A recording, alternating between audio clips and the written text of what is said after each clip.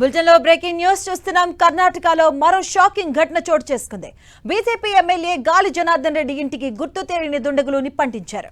బళ్ళారిలోని BJP MLA గాలి Janardhan Reddy model house కు నిప్పంటించారు. దుండగులు ఇంటి కిటికీలు తలుపులు పగలగొట్టి పెట్రోల్ పోసి దహనం చేయడంతో ఫర్నిచర్ కాలిపోయింది. అయితే ఈ ఘటన సమయంలో ఇంట్లో ఎవరూ లేకపోవడంతో పెను ప్రమాదం తప్పింది.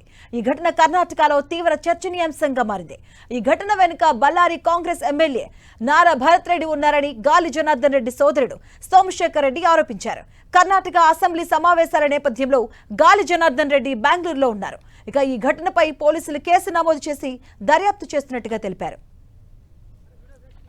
ఇదే అంశానికి సంబంధించిన పూర్తి అప్డేట్స్ మా కరెస్పాండెంట్ జగదీష్ అందిస్తారు. జగదీష్, మాధవి, బళ్ళారిలో మరోసారి ఉద్రిక్త పరిస్థితులు నెలకొన్నాయని చెప్పవచ్చు. గత నెల క్రితం గాలి జనార్దన్ రెడ్డి అలాగే కాంగ్రెస్ ఎమ్మెల్యే భరత్ రెడ్డి మధ్య గొడవ జరగడం, వాల్మీకి విగ్రహం ఏర్పాటు విషయంలో గాలి జనార్దన్ రెడ్డి మీద కాల్పులు జరిపిన ఘటన చోటు చేసుకుంది. ఈ నేపథ్యంలో నిన్నటి రోజు Gali Janardhan Reddy house penthouse కు చిన్నారులు 16 సంవత్సరాల లోపు ఉన్న 6 మంది ఇంపు పెట్టినట్టు కూడా పోలీసులు గుర్తించారు. వాళ్ళందరినీ కూడా అదుపులోకి తీసుకుని విచారిస్తున్నారు. దీని వెనక ఎవరున్నారో ఏ కథ అనేది పూర్తి సమాచారం తెలుసుకునే ప్రయత్నం చేస్తున్నారు. గాలి జనార్దన్ రెడ్డి మాత్రం అసెంబ్లీ సమాచారం నేపథ్యంలో బెంగళూరులో ఉన్నట్టు కూడా సమాచారం ఉంది. వాళ్ళ తమ్ముడు సోమశేఖర్ రెడ్డి ఫిర్యాదు మేరకు పోలీసులు కేసు నమోదు చేసుకుని నిన్న జరిగిన ఘటనలో ఎవరెవరు పాల్గొన్నారు, దీని వెనుక ఎవరెవరు ఉన్నారనే దాని మీద పూర్తిగా విచారణ చేసిన తర్వాత తెలియజేస్తామని కూడా చెప్తున్న పరిస్థితి కనబడుతుందని చెప్పొచ్చు. Madhavi, right, thank you Jagadish.